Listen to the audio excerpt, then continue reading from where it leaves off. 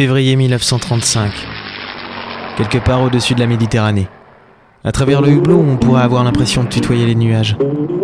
Mais je n'ai jamais aimé être aussi familier avec des gens que je ne connaissais pas. À mes côtés, confortablement assis dans un fauteuil à moitié trop petit pour lui, le professeur Artemuski ronronnait dans les bras de Morphée comme un gros chaton hydrocéphale. Et juste un peu plus loin, Laura laissait couler son rimel sur un roman à l'eau de rose dont la couverture rappelle vaguement les cauchemars d'adolescents. Tout ça paraissait bien loin de ce qui nous préoccupait tous les trois, la recherche de 2 pierres précieuses censées représenter les yeux d'un ange. Ce qui ne gâchait rien à cette fabuleuse quête, qui en définitive m'enchantait autant que de mettre des jartelles pour danser devant un régiment de troufions, c'était l'évidente présence d'un ennemi comme on pourrait l'appeler. Avant que nous prenions l'avion pour le Caire, un type s'était mis en tête de forcer le bureau du professeur Key à la St. James High School pour lui voler un précieux parchemin hébreu contenant toutes les données relatives aux pierres. Et quelque part, vu d'où j'étais, je me foutais royalement de tout ça. J'avais juste une énorme boule dans la gorge et les jambes flageolantes. L'altitude m'allait autant qu'un gant à un manchot. J'applaudis des moignons, les enfants. Oh. Aurais-je bien dormi ? Ma foi, je crois que oui. J'ai les paupières aussi légères que des gazelles maintenant. C'est votre ventre qui doit être envieux. Vous avez l'air pâle, monsieur Buxley. Mon jeune étudiant serait-il sujet au mal de l'air ? Oh, l'air, ça va. C'est juste que j'ai l'habitude de le mélanger avec de la terre. Curieux cocktail. Vous n'avez pas du tout dormi ? J'ai les paupières légères, moi aussi. Ah, je vois. Où sommes-nous ? Je crois que ça ressemble à un avion, professeur.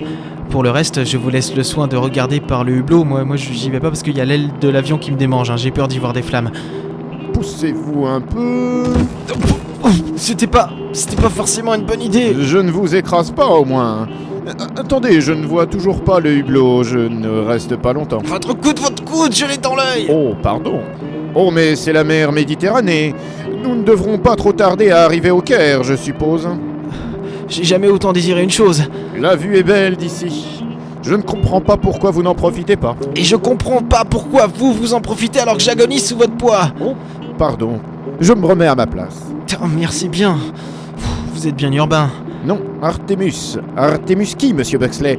J'ai failli m'appeler Urbain, mais mes parents ont préféré Artemus. Allez savoir pourquoi. Nous n'étions effectivement pas bien loin du Caire. Quand l'avion s'est posé brutalement par saccade, j'ai enfin su ce que devait ressentir le yo-yo. Et j'ai fait la promesse solennelle de ne plus jamais jouer à cette connerie. Ah, le Caire. Son soleil, sa chaleur, ses chameaux. Leur odeur. Ce sont les chameaux. Oh, j'ai cru que c'était vous qui sentiez, Buxley. Vous n'allez pas commencer à vous chamailler, les enfants. Nous ne sommes qu'à la première étape de notre voyage. Allez donc chercher les bagages. Pendant ce temps, je vais essayer de retrouver notre correspondant. Vous venez, Buxley ? Vous ne m'aimez pas trop, hein. Oh, qu'est-ce qui vous fait dire ça ? Comme si vous le saviez pas.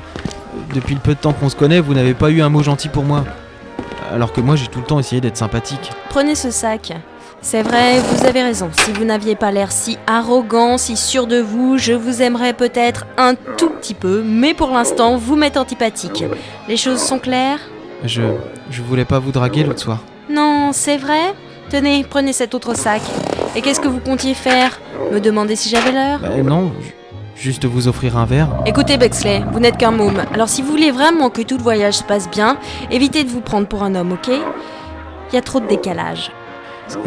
C'est normal, on a changé de fuseau horaire. Et cessez vos répliques minables. Prenez cet autre sac. Mais et vous portez rien ? Et puis, si vous voulez vraiment m'être sympathique, monsieur Buxley, apprenez à être galant. Ouais, mais je savais pas que la galanterie pesait autant.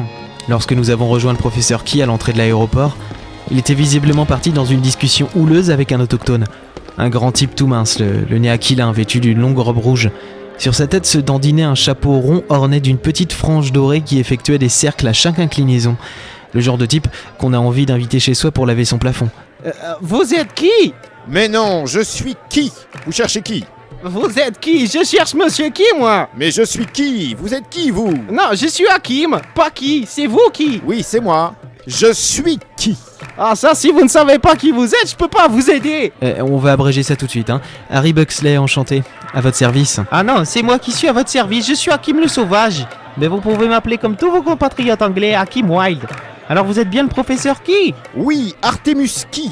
C'est moi. Ravi de vous voir enfin, Hakim. Nous avons beaucoup conversé par courrier. C'est vrai, les fouilles du temple à Montet ont commencé. Vous avez le parchemin ? Non. Comment ça, non? On nous l'a volé. Une bien triste histoire, nous n'avons aucune idée de qui ça peut bien être. Comme c'est dommage. Mais comment allons-nous faire pour trouver la salle principale du temple? Oh, on ne peut pas. Vous devriez repartir. Vous allez perdre votre temps. La police retrouvera peut-être le parchemin. Scotland Yard est très réputé, vous savez. Ah non. Je me souviens de la majorité du texte du parchemin. Ça ne devrait pas être trop compliqué. Vous êtes sûr? Oui. Allez, Hakim, mon bon... Hakim Wilde. Menez-nous jusqu'à notre hôtel pour que nous puissions nous reposer avant de partir pour les fouilles d'Amontet. Dès le début, Hakim me parut bizarre. Il avait un je ne sais quoi en lui qui me répugnait. Non pas le fait qu'il se soit décrotté le nez durant tout le trajet jusqu'à l'hôtel, mais autre chose.